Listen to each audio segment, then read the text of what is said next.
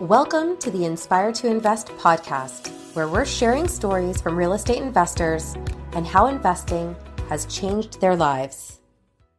This episode of the Inspire to Invest podcast has been brought to you by the Wealth Club. Hey everybody, welcome to the Inspire to Invest podcast. I've got Dave Knight here with me today, and he is a full-time police officer. He's the founder of the 911wealthnetwork.com. He is the host of the First Responders Wealth Network REI podcast. And outside the workplace, he's been able to grow his rental income portfolio by utilizing various strategies in Canada as well as across the US. And he is on a mission to help others educate themselves and be inspired to invest in real estate. And he also offers training courses at the 911wealthnetwork.com. More importantly, he wants people to take action so that they can gain confidence investing passively and actively through real estate. So thank you so much for joining us today. How are you? No problem. Thanks for having me. I'm excited to be here, and I know it was a long time coming, so I'm glad to get this going and have a good chat. Yeah, no, I appreciate that. So obviously you've kind of gone down that path by being a police officer. Where did real estate really come into the picture for you? Kind of fell, kind of accidentally, just naturally progressed. It was kind of a slow moving vehicle for me anyway. I graduated university and then had some capital saved up.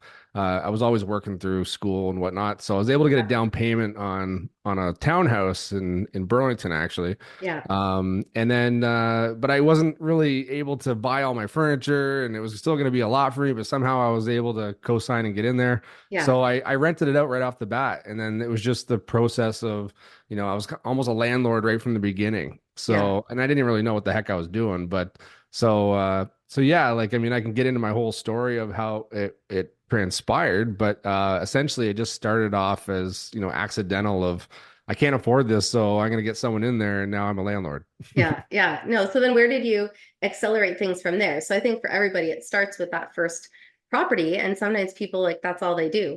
But obviously you've expanded it to a lot of different things. So can you talk a little bit about that journey? Yeah, sure. So, I mean, I think it all started, we're talking off air a little bit of, how you can get educated and whatnot, but I just stumbled across, it was a 3-day boot camp event in Ontario here. It was just like drinking from a fire hose, where they're throwing all these strategies and tactics and ways that you can invest. And it was just like, whoa, this is like crazy. There's a whole nother world out there. Yeah. All I knew at the time was, maybe save up 20% and put it down, and hopefully it cash flows and whatnot. So that kind of started way back, I don't know, 2016 or something. So at that time, I had my own business. I had a residential painting company. So I was in the transition of getting into the police service. So, my job got cut. So I was open to different ways to create income and whatnot. And then, had people even live with me at some times. It was a bit of a revolving door. So I was, house hacking, I guess was the terminology. I didn't even know what the hell I was doing. But and then you start again learning about strategies, ways to invest, how to leverage properly, how to force appreciation, how to use private capital to get into these type of investments and whatnot. And the BRRRR strategy, that was a big one. So eventually it evolved just learning how to tap into my equity of my home, where luckily we had a good run. So learning about that. And so I was able to get my second property, move into the new one, and then rent out the old one. And then after that, started learning about the BRRRR strategies. So I started buying properties in Hamilton, converting them into, 2, 3, 4 units. And so that's kind of where my bread and butter was for several years before pivoting probably till about last year, 2 years ago, when obviously a lot of things changed and the same strategies weren't working. So to fast track now, I'm getting into new development and some Section 8 stuff down in the US, which we can talk about. But yeah, so it's been a wild progression. And during that, I was actually I genuinely loved real estate. I thought it was really, something that I never grew up with, never talked about at the dinner table kind of thing. So I loved sharing what I was learning and had a passion for it. I was a big podcast guy, so I started my podcast and just sharing my information that I was learning, just like I'm having a conversation with you. I'd get people on and I'd ask them 101 questions, and I'd just post it and share it. And, I was getting almost free education all these years. So Yeah, that's kind of how I felt too with the guests that I've interviewed is like it's such a good learning experience for me as well, right? So it's Right. to be able to share that for everybody else. But for someone that could be listening that doesn't know, can you talk a little bit about what the BRRRR strategy is Mhm. and why it worked so well before and why it's not working as well now? For sure. If you're paying attention to what's going on in the world, obviously things have changed. So, whether it be the, global economic, micro, macro, interest rates, which obviously have a direct correlation of, prices and people ability to qualify for loans and whatnot. So, Yeah. so basically the BRRRR strategy is buy, rent, renovate, and repeat. So you can, You forgot one. oh, buy, Refinance. sure. Oh yeah, refinance at the end. That's the How most do you get important that money step. out of there? That's the most. See, you can tell it's been a year or two. Yeah, So, all but good. yeah, so the BRRRR strategy, like probably one of the most powerful processes, and like people threw an acronym on it, to BRRRR, but honestly, it's been around forever. It's Yeah. just that I think bigger pockets threw something on it and it caught some steam. So, Made but it at the end sound of the really cool. yeah, yeah, and it does. I mean, it was kind of a buzzword, right? Yeah, But at the end of the day, you're buying an asset or a property, you're renovating it, so you're fixing it up, so and you're adding value to it, whether it be you're adding units, whether you're adding character or quality, yeah, and in the eyes of the bank, they obviously traditionally they'll see that as adding value or forcing yeah, appreciation, yeah, and then you're refinancing that last R I forgot, which is the most important, and you're essentially hopefully depending you got your numbers right and you're dialed in, you can on a perfect BRRRR you could yeah, actually take all that equity that you've been put into the property and refinance, so you could technically have none of your own dollars into the property. yeah, So that perfect BRRRR was essentially what I was doing, plus I was also flipping, so yeah. I kind of had a double exit strategy. But Yeah, and I think those are two things to think in parallel because when you're flipping, you're obviously selling the property. So there is a Mhm. different tax implication on that. When Mhm. you are doing the BRRRR strategy, obviously when you refinance, you're able to take that money out tax free. So I think that's Right, really important for someone that is considering that strategy, especially if they are in a higher income career or something like that, that you yeah, want to be very mindful of what those taxes could look like on yourself, depending on what your corporate structure is like, or if it's in your personal name. for sure. And a lot of people, you know, you got to figure out what you want to do. Like, do you want to hold on to these assets, or, and like you said, you got to figure out what Yeah, your tax situation is. And if you want to be a landlord or not, yeah, like there's a lot of people at that time. What I was actually doing is I was flipping, and then I was taking my capital and I was doing some private lending. yeah, So, but yeah, you can do tax deferred. You refinance it and you defer that tax. You're not paying anything, especially if you're getting something in the pocket. And there's nothing better than owning a $1 million yeah, asset, or whatever, wherever your market is, and with zero of your own money, it's yeah, cash flowing, you're holding on to it, it's appreciating over time, and that's that true infinite returns that yeah. also you should be aware of. Yeah, no, that's amazing. I mean, there's so many different things out there that you can consider. I think you just have to look at the bigger picture for yourself and also understand what your exit strategies are going to be like. Can you talk a little bit about some of the challenges that you would have experienced as you started to diversify and expand your portfolio? Yeah, I think on a like a high level, I think it's important to realize that the market can change. I think, I consider myself a newer investor compared to some of these guys I go in a room with who've been doing this for like 30, 50 years, right? Yeah, They've seen a lot of transitions, they've seen a lot of market cycles. turns, Yeah, right? So I think the biggest thing is, what I learned anyway is not everything can last forever or go at the same paces forever, or just think everything always gradually goes up. I'm not saying it always has to go spike like it did yeah, back in 22 or whatever, 2020, but like just be aware that things can change. So yeah. I think one of the And hurt change very quickly. So 100%, and yeah, that can and depending how long your project is, or your outlook is for whatever it is yeah, that you're doing, that could have an extreme impact on your bottom line yeah, or outcome. Um so yeah, that's just one aspect to it for sure. Is just a large scale of things can shift. So yeah, I think multiple exit strategies was one thing that I really focused on early on, and yeah, then two, just you learn as you go, but you can hit a lot of hurdles during a renovation. So I think for that, definitely keep more contingency than you think that you will need. yeah, yeah. No, I think that's smart. I mean, there's definitely some people I spoke to about the projects that they had going on during the pandemic, and there was Mm. labor shortages, the cost of lumber went through the roof. There's all these budgetary needs and projects that skyrocketed. So what worked and what was going to be profitable, they've had to go back to the drawing board. And in some cases, maybe that's completely revamping things just based on what's happened. So I think you've got to be very strategic and, reach out for support. Like, don't just wait till it's too late.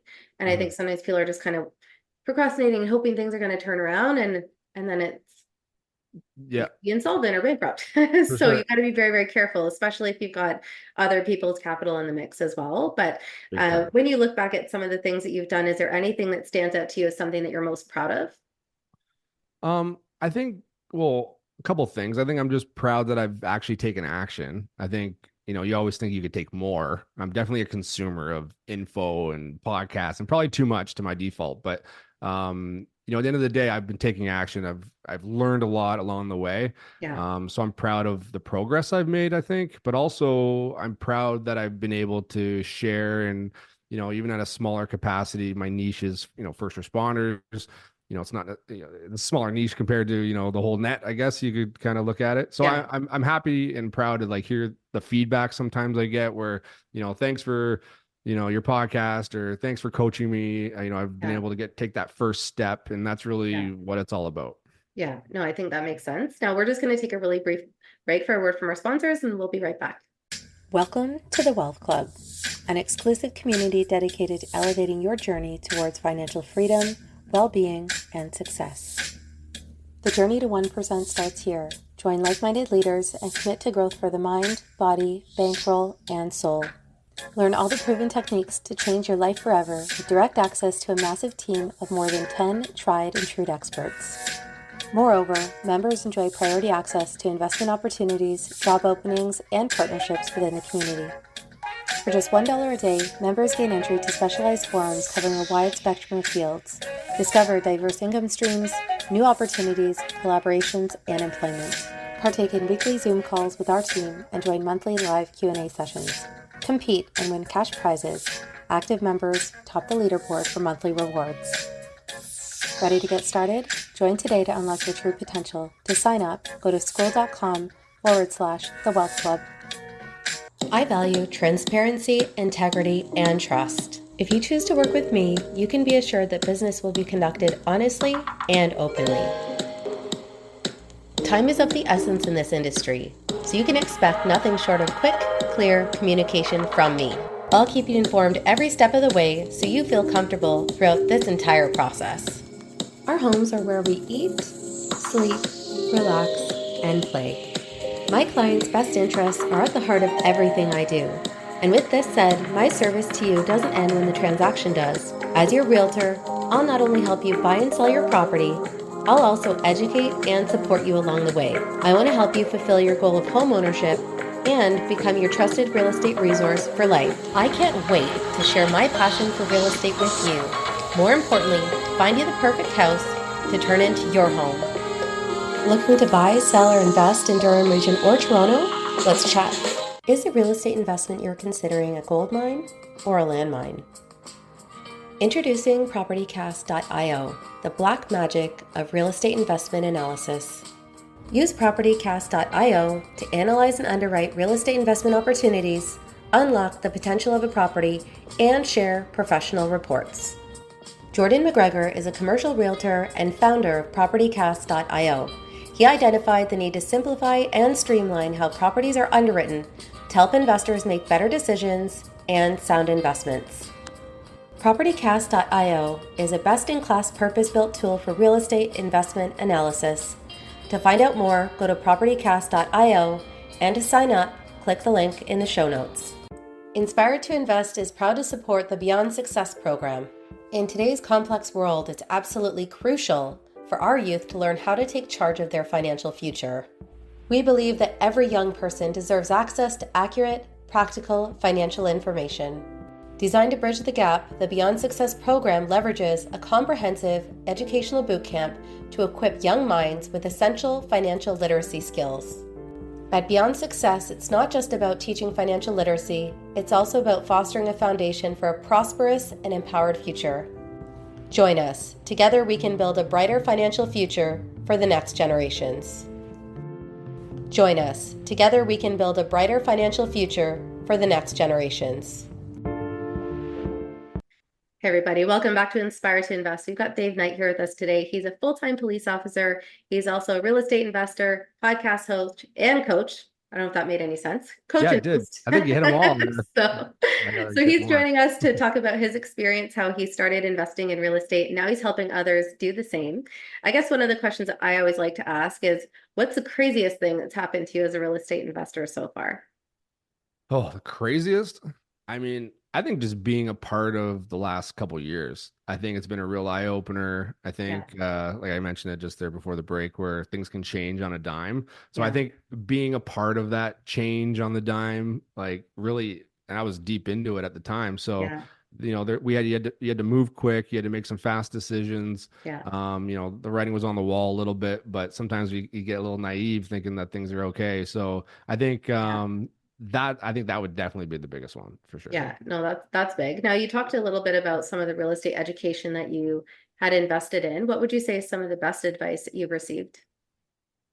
Man, there's so many. I think early on, I think it was having multiple exit strategies. So going in, I mean, there's so many variables that I could talk about, but I think that was the biggest one where um, I was, and I'll give you a perfect example of where I didn't follow that rule towards the end. So I got in.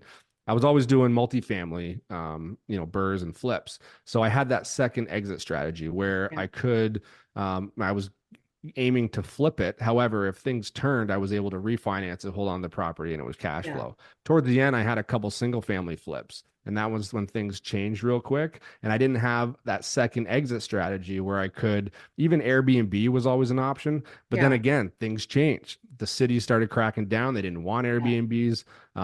It became very saturated. So, You there's gotta wreck everything. yeah, I know what the heck. So anyway, just I think just brutally honest is just you got to hedge your risk, and I think just being Yeah, smart at the beginning before you even make your first steps. And part of that is actually getting coached and getting mentored and like paying for education and paying for that other people's experience so you don't make yeah, those stupid mistakes early. yeah. And I think that's something really important and something I've thought a lot about reflecting on some of the challenges that I've had in the last little while. Is just, you kind of have to set your boundaries for yourself and stick with them. Because I feel like Mhm. anytime I've compromised on those, like Yep. those have been the ones that have kind of, as of late, had some issues.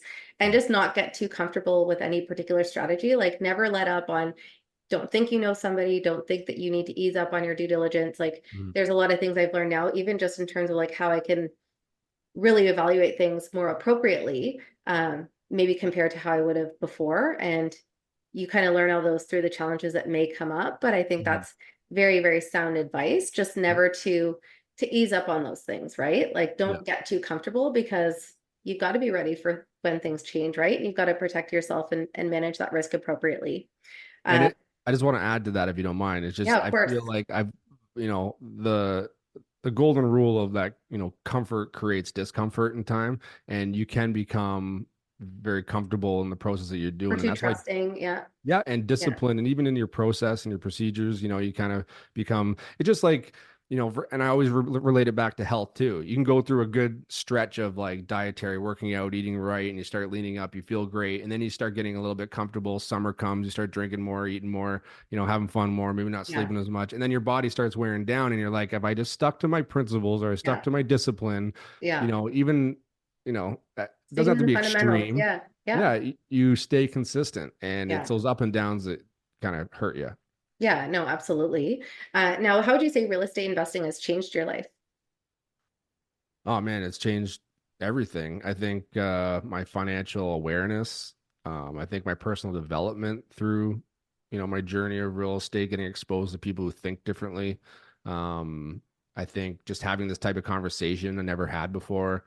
Being able, there's like the mentality side of things, the financial awareness, but there's also like the fiscal side of things. I Yeah. can do things that I normally can't do on a normal paycheck.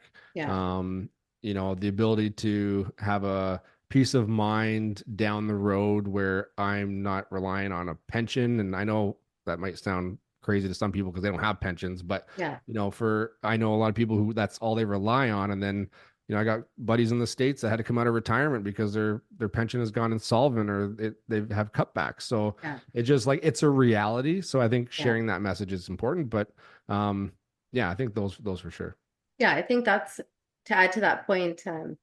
not even so much a pension that would go insolvent, but I think just the pace of inflation right now, like what Yep. people probably expected they could rely on in their retirement has really changed. Like, I mean, nobody expected, I never thought about food prices. Now I'm like, what the, Yep. like I really never thought about it too much. And in this last year, I'm just like floored at the cost of some of those things. So if you think about what it is now, well, what's it going to be like in 5 years or 10 years or 20 years, right? So I Yeah. think that having a portfolio of real estate investments in whatever capacity that is, it suits your lifestyle is very important just because you may not be able to depend on things if you are an employee. And I think there's value to having that active income and having that as well and having the Mhm. benefits and all the things that go along with it. But I think it's very smart in today's climate to be thinking outside of that and just be planning to hedge inflation in a different kind of way. I actually think it's a necessity. And to be Yeah. honest, I'm of the opinion that it's actually neglectful to not seek out other means of income and security. Yeah. Because you're right, it's outpacing our income, it's outpacing our increases, our just cost of living, let Yeah. alone inflation in general, Yeah. At is least here in Canada, because then you see some things in the States or in yeah, Europe and you're like, what? it's So everywhere it could though. just be here. I don't know. I mean, I think home prices, if you look in the G7, I think we're the most expensive or the highest right now. Yeah. And I think it's even greater list, but everyone always defaults to the G7. But but it's the same way down the US right now. I mean, everyone's feeling it. And Yeah. at the end of the day, cost of living is outpacing our increase in salary or income. So Yeah. when you said you nailed it on the head. It doesn't the pensions or your retirement plan doesn't have to go insolvent. Those are extreme examples. Yeah. However, at the end of the day, just do the math. I think it's back in 70 something. If you made 100 grand, that's like 350 now. Yeah. So, people at the police department or wherever are saying, oh, we make 100 grand, we make 100 grand, but it's like 100 grand is not a lot anymore. You That pay was your good 10 years taxes, you ago. pay I your know we're dues. starting to sound like our grandparents. Yeah, I exactly. Right. remember when Yeah. I Well, was I've been young. probably sounded like him a little too long, but yeah. Gas was 60 cents a liter. Walking It's hill just up both ways. unfathomable. Yep. Yep. I know. I agree completely. Now, obviously, the name of this podcast is Inspired to Invest. So I always like to ask people if they have a quote that really motivates or inspires them. Ooh, I think you can make a living or you can design a life, and I think that's one that's always stuck with me. That's a Jim Rohn quote, and I just always like that because it's so true. It's like I could go to work and I could punch in, punch out, and just live within my means, and there's nothing wrong with that. Except I want to experience more, I want to do more, and to be honest, to be more free and to experience more often is going to cost more money. So if Yeah. you want to learn and do more, unfortunately, you're going to have to crush overtime or, work Yeah. up the corporate ladder. And at Yeah. the end of the day, we all go to work for a reason. So why not just pay a little more attention to how money works and how the Yeah. financial system works and leverage that? Yeah. No, for sure. Now, is there anything else that you want to leave the audience with? I think just take some time and invest in yourself. I mean, at the end of the day, I think you just got to take action. And I feel like everyone says that, but like you just got to Just do commit and yeah, it. you Yeah. do. You just have to commit and take chances. And Yeah. sometimes that chance is just dedicating yourself to an hour a day or a couple hours a week or paying Yeah. for that coach that might seem too expensive, Yeah. but that might be the accountability you need to take that first step. And it's Yeah. just the first step. It's not you're not going to get from A to Z on the first coach or your first book or whatever. Yeah. It's just so yeah, I think just taking action and taking responsibility for it. Yeah, no, that makes perfect sense. Now, for anyone that does want to get in touch with you and learn more about your coaching or your network, what's the best way for them to reach you? Yeah, you can go on my website, 911wealthnetwork.com, or you can just email me, Dave at 911wealthnetwork.com. Perfect. So we'll include that in the show notes below. Of course, thank you for taking time out of your busy schedule to be with us today. For anybody that is watching or listening, thank you for your time as well. Make sure that you have followed along on social at Inspired to Invest podcast, and you've subscribed to this YouTube channel. And remember, when you invest in yourself, the sky's the limit. Thanks again. Thank you to the Wealth Club for bringing you this episode of Inspired to Invest. The views represented on this podcast are for general information only and does not constitute investment or other professional advice or an offering of securities. The host and guests featured on Inspired to Invest make no representations as to the performance of any particular investment. Should you decide to make an investment, you are responsible for conducting your own review and analysis. It is recommended that you obtain independent legal, accounting, and tax advice from licensed professionals.